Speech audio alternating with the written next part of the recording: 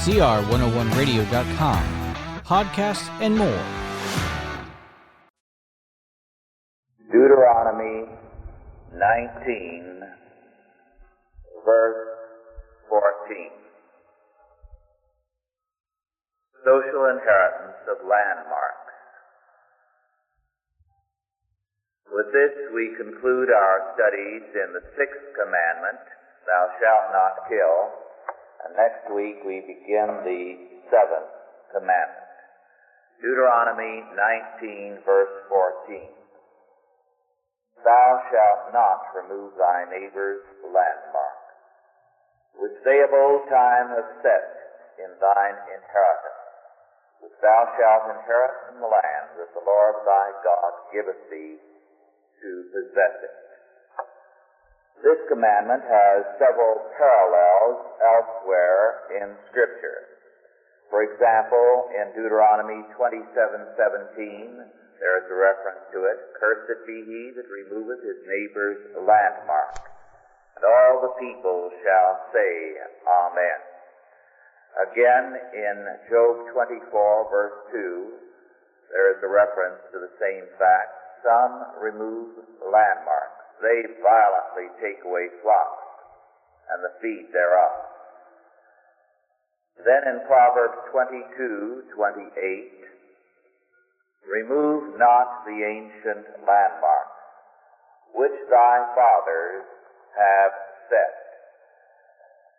Again, in Proverbs 23, verses 10 and 11, remove not the old landmark, and enter not into the fields of the fatherless. For their Redeemer is mighty, he shall plead their cause with thee. Obviously, therefore, this commandment in Deuteronomy 19:14 does have reference to the eighth commandment rather than the sixth, in that it deals primarily with property. In ancient times, every property had its landmarks at the corners of the field. Those landmarks, or boundary stones,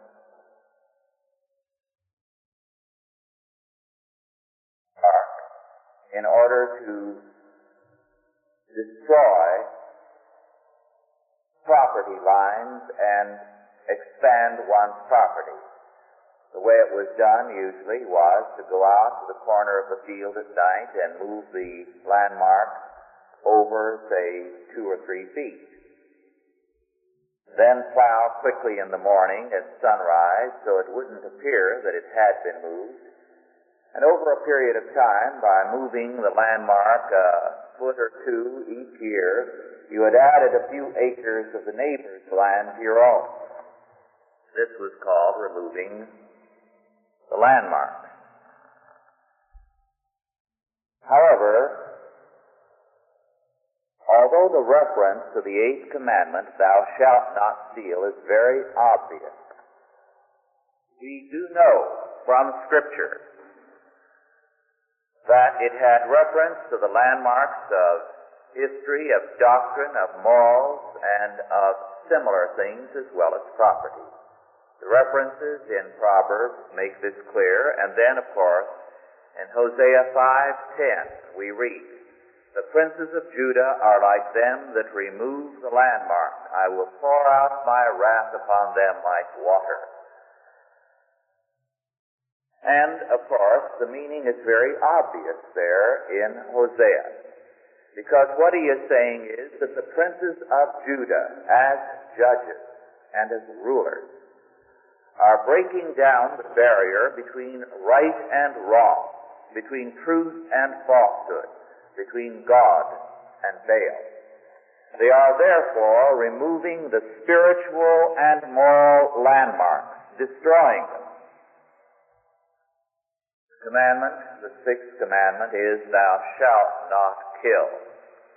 And to destroy the barrier between a truth and a lie, between God and false gods, is to murder society. So, in the sense that both Solomon and Hosea understand this commandment, it also has reference to the sixth commandment. Thou shalt not kill. because it is the destruction of society. When the landmarks of morality and of religion are removed.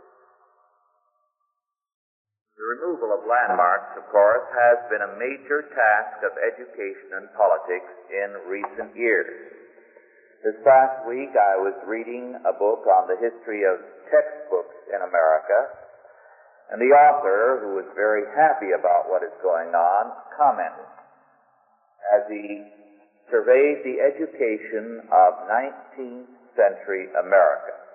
He caricatures it somewhat, but nonetheless his description is basically sound, and I quote, "As we look back on those years, we can see that the textbooks and the schools themselves held the Puritan ethic as their basic moral principle.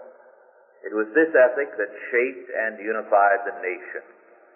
The value judgment," writes Ruth Miller Elson, "is their stock in trade: love of country, love of God, duty to parents, and the necessity to develop habits of thrift, honesty, and hard work in order to accumulate property, the certainty of progress, and the perfection of the United States. These are not to be questioned. Nor in this whole century of great external change is there any deviation from these basic values. In pedagogical arrangements, the school book of the 1790s is vastly different from that of the 1890s, but the continuum of values is uninterrupted. The child is to learn ethics as he learns information about his world, unquestioningly by rote. His behavior is not to be inner-directed nor other-directed, but dictated by authority and passively accepted. Thus we entered the 20th century," unquote. And of course the author Black feels that with the 20th century we began to wake up and we began to discard all these authoritarian standards such as love of country, love of God, a distinction between right and wrong, and we began to question all things, which of course is the proper intellectual attitude, according to him. The old landmarks, in other words, were denied. And by denying the old landmarks, the sovereignty of God was replaced with the sovereignty of chance.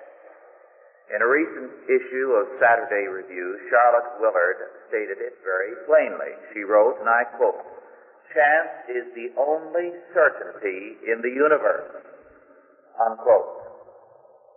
Now, chance is the only certainty in the universe. It means, of course, that you cannot, therefore, educate in terms of any moral standard, because there cannot be any moral law if chance is ultimate in the universe. As a result, Charlotte Willard continues as she discusses a recent book, Jack Burnham's Beyond Modern Sculpture, to say, and I quote, Mr. Burnham climaxes his thesis by quoting from Intelligence in the Universe by Roger McGowan and Frederick Ordway. The former is chief of the Scientific Digital Branch, Army Missile Command Computation Center, Huntsville, Alabama, and the latter president of the General Astronautics Research Corporation, London. They prophesy that the intelligent life we may encounter in stellar space will probably be the product of biological evolution, but will be inorganic, artificially constructed, intelligent life. Political leaders back on Earth will soon learn that intelligent, artificial automata having superhuman intellectual capabilities can be built. They believe, in fact, that these automata will take over the earth. Man, in short, will bring about his own transformation from a biological creation to an inorganic concentration of information processing energy. Mr. Burnham concludes triumphantly that the physical boundaries which separate the sculptor from the results of his endeavors may well disappear. The final illustration in the book is a bent, upright pipe arrangement which is labeled God. Unquote. Now, the implications here, I think, are very obvious. If you deny God, ultimately, you must deny man. This is the consequence of removing the ancient landmarks. The death of God philosophy spells the death of man. And the reason is obvious to these people. Man is still, in some sense, God's creation. Man still wrestles with the idea of God even as he denies God. So how are you going to eliminate God from the universe? As long as man thinks about God? Why, by eliminating man. So man, to kill God and systematically bring about the death of God, believes that the only thing he can do is to bring about the death of man and replace him with automata, robots, who will then rule the universe and will be programmed without God. Then you will have, with the death of man also, they believe, the death of God.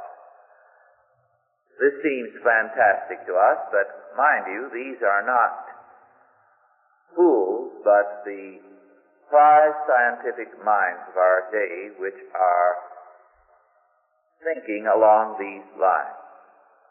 Man plays God, in other words, by committing suicide.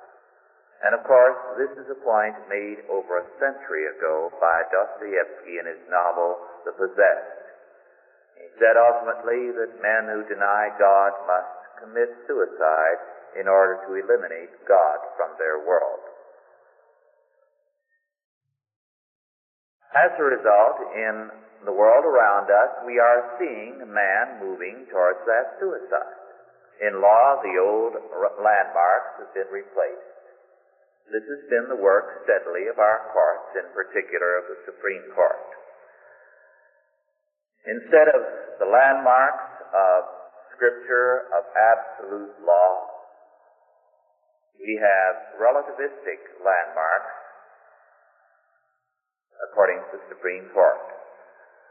Almost 20 years ago, Chief Justice Vinson said, the only certainty is that there is no certainty. In other words, there is no ultimate law or morality.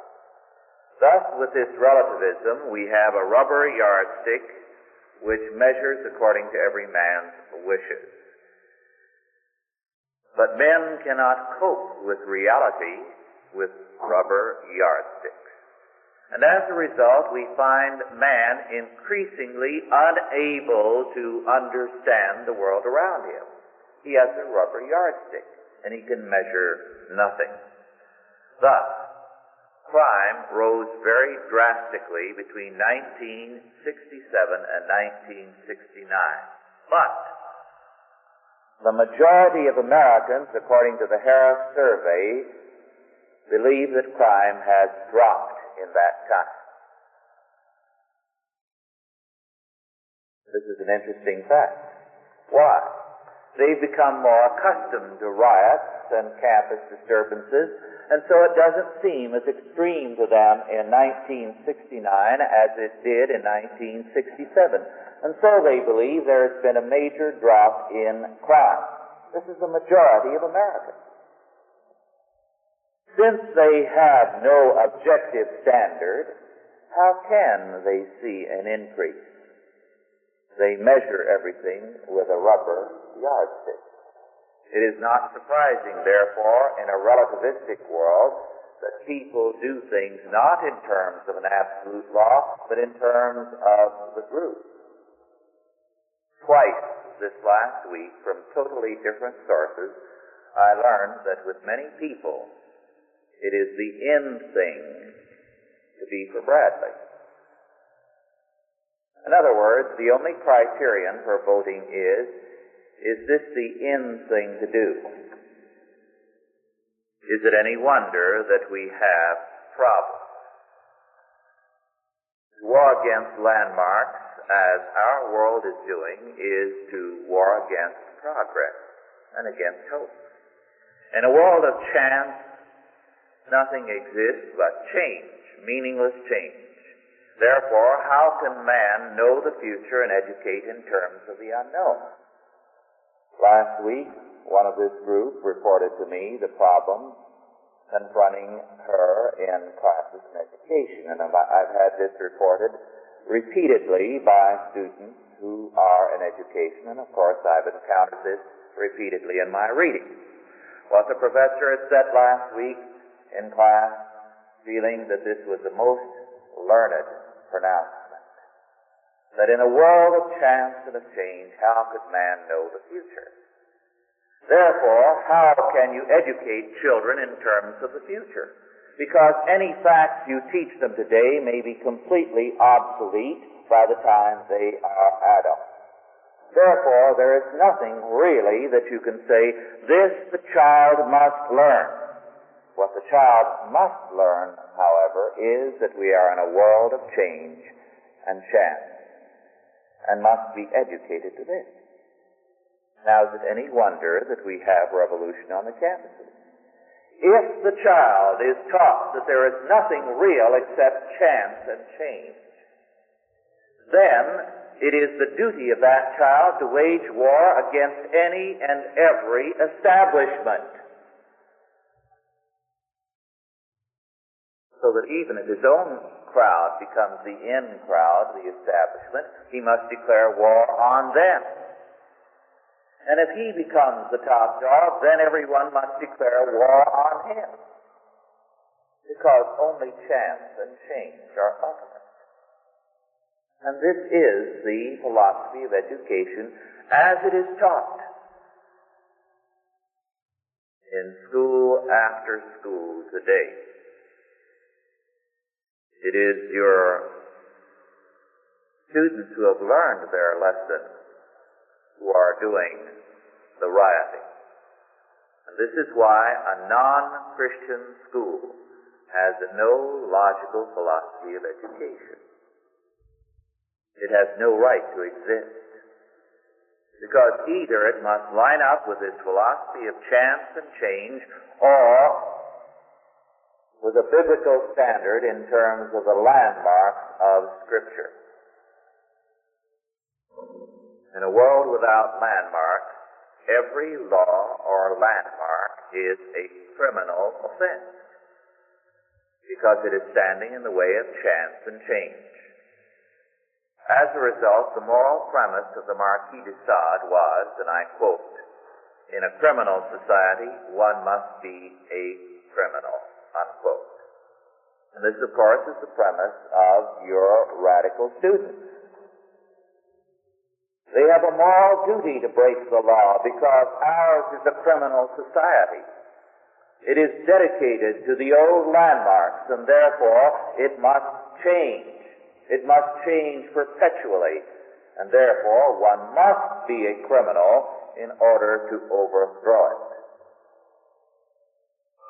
This is why in one of the Berkeley episodes, one of the young men who was arrested was the son of one of the more prominent judges of the state of California. The tragic fact is that the judge agreed with his son's philosophy. And of course, when you have this principle in a criminal society, one must be a criminal, it means total warfare against every establishment and every social order. It means also total isolation for every man. Because if the only thing that is real is chance and change, what is there to link man to man? Jean Paul Sartre, the existentialist, is thus logical when he says that God is no problem to him, but his neighbor is. Because what contact can he have with his neighbor? The Marquis de Sade stated it long before. He said, and I quote, "My neighbor is nothing to me. There is not the slightest relationship between him and myself," unquote. As a result, Sade was at war with the idea of law and of court. The only justice he could approve of was the vendetta. His attitude was, it is legitimate for every man to commit rape, and it is legitimate to kill to prevent being raped. because there is no law except what the individual wishes, and the only thing that is wrong is not getting away with what you are doing. And of course, this is why Jean-Paul Sartre, the existentialist philosopher to whom I just referred, lost many of his student following in recent years because he took a stand on something. In a world of chance and change, take a position on anything, and with that he lost his following. And so Marcuse, who is at San Diego now, has taken unto himself as a more systematic existentialist Sartre's following. If a man's own wishes are his only landmarks, then in a world without meaning, man himself becomes meaningless. So he should commit suicide. And Sartre admitted that many of his student followers had committed suicide, and this was a logical step. And he had no reason himself for not committing suicide. As a result, the only possible contact with other people is aggression. And the only possible meaning, crime. God, again, as the logical existentialist said, and I quote, "Ah, how many times, by God, have I not longed to be able to assail the sun, snatch it out of the universe, make a general darkness, or use that sun to burn the world. Oh, that would be a crime," unquote. The greater the crime, the greater the man. The only reality is aggression. But ultimately, even that pales. China, which was the first country in the world to become relativistic, to deny the ancient landmarks at the beginning of the Christian era, did so. And this is why China stagnated. The only time China advanced was when an alien group took over China, and for a while China would progress under alien leadership. But as soon as the alien group that had conquered China became themselves Chinese by faith, embraced the relativism of Taoism and Chinese Buddhism and Confucianism, they themselves stagnated. But by the 8th century, Wang Wei was saying, "Do not count on good and evil, you will only waste your time."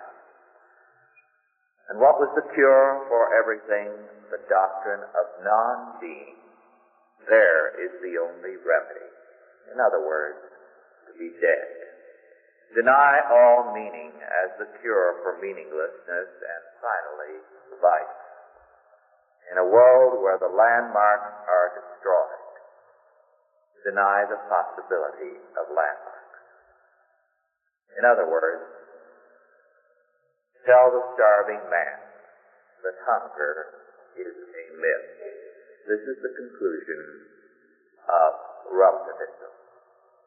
Thus we are in a suicidal age, because we are in an age that is bent on destroying the landmarks. And if it is a crime to alter property landmarks and to defraud a neighbor of his land, how much greater to alter social landmarks, the biblical foundations of law and society, and thereby bring about the death of that social order. If it is a crime to rob banks, then surely it is a crime to rob and to murder a social order. Remove not the ancient landmarks, for by them your forefathers lived. Let us pray. Almighty God, our Heavenly Father, we thank Thee that Thou hast surrounded us with Thy landmarks and made us strong therein. Give us strength, faith, and courage, our Father, that we may reestablish Thy landmarks And recall men and nations to those things whereby our forefathers lived, that we may build in terms of the old landmarks and progress in terms of thy holy calling. Bless us for this purpose in Jesus' name. Amen. Are there any questions now? Yes.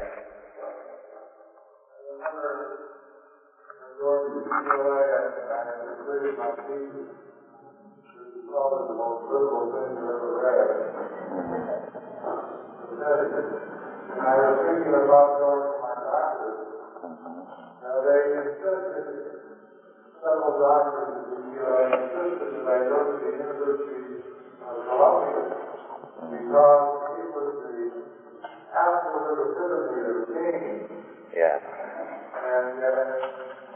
And the way they proved it to me was to say, look at the 50-year lag there is between the University of Columbia and UCLA. Look how far behind we are, how far they have progressed in regards to education, how they have teaching the style, this and that.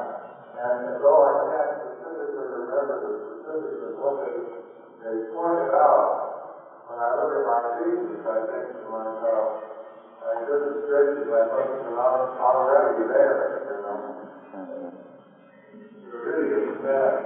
Yes, they are all dedicated to change, even the smallest of the teachers' colleges. And unfortunately, many of the so-called Christian colleges, really church colleges, are teaching the same thing and don't even realize what they're teaching. Yes.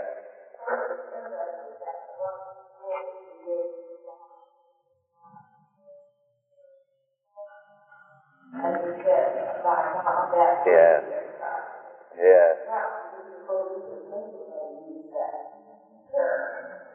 I don't know, but Khrushchev was also very much given to saying the same sort of thing.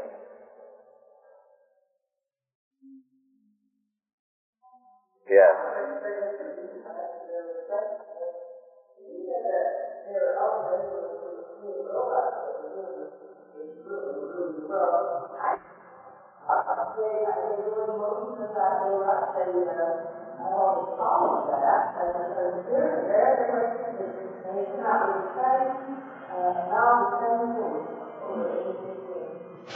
Well, of course, their ideal of man increasingly is that of the robot, the man who moves without reference to conscience, without reference to God.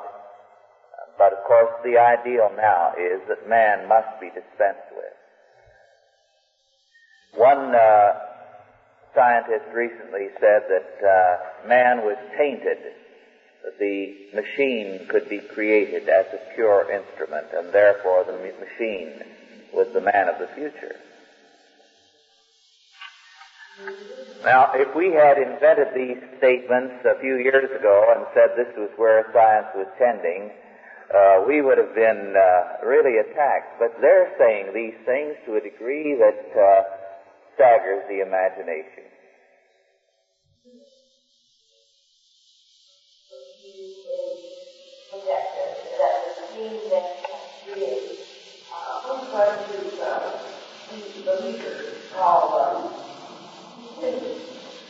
They discuss this. They say that the machine, because it won't have a conscience, it won't have aggression built into it as man does, will not have all the tensions and conflicts that human society has.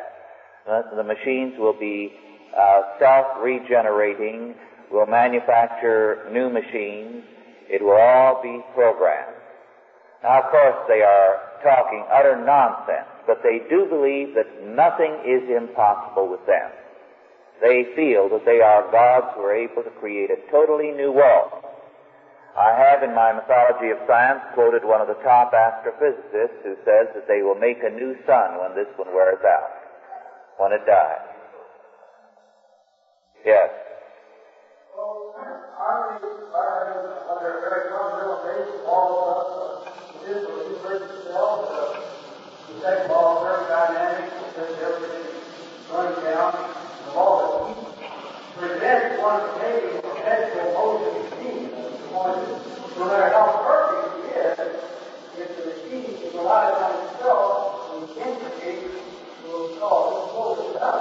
No, they have gone into that aspect and think they have answers to it. Yes. What's that?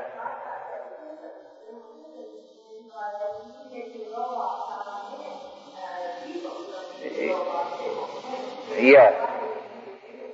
This has been very extensively discussed, to make robots, as it were, out of people, by mind-altering drugs, electrical treatment, and so on. But increasingly, the more recent thinking is that man is obsolete. Yes.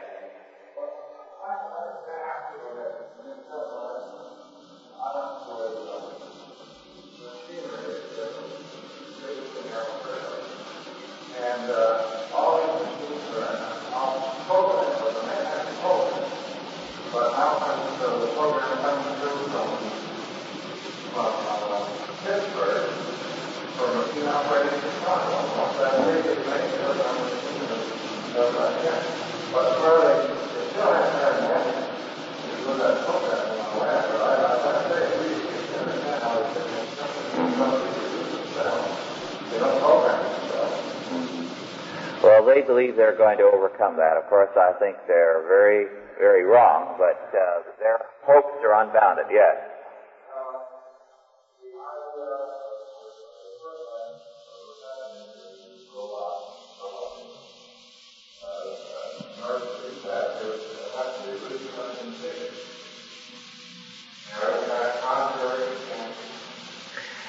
A very good point. What all these philosophies aim at is an end of time, an end of change world, so that they are trying to achieve a heaven. Now this, of course, characterized Karl Marx. He was going to have an end of the world order with the communist paradise, when time, history, and change would stop, and it would be a perpetually unchanging society, and therefore it was compared to the anthill, where every person's role is fixed and unchanging. There is no self-consciousness, there is no history. And so the anthill society of the future was to be beyond history. This is still important, and there are writers who are doing a great deal of writing in this area, and I have several books of the last decade which are important contributions to this kind of thinking. One is titled Beyond History, and the other, I believe, Post-Historical Man. However, the newer thinking is of the kind I cited, that dispenses with man because man is too much of a problem. So with the machine, they're going to attain this paradise, this heaven, this unchanging social order. So that while they affirm chance, they are in a sense saying we want to get beyond chance into paradise. Yes.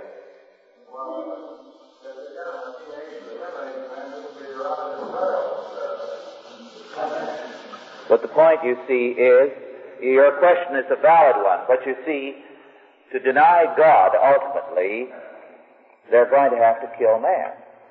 Because as long as man is around, they feel that it's inescapable, man is going to think in terms of God. You remember, as I pointed out some time ago, and as I developed it in my book on Freud, Freud said that man feels guilty. Now, he traced this guilt to the primal horde and to the will to live, which is the will to incest, to parricide, and to cannibalism. So he said, as long as man feels guilty, he's going to try to find God to remove his guilt.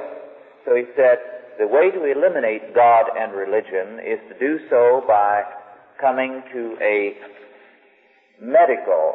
scientific answer to the problem of guilt, by explaining it in terms of anthropological causes. Then we can eliminate God and religion. Now, this is the primary function of Freud's work.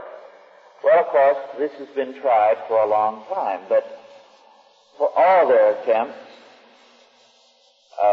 man still tries to think in terms of God.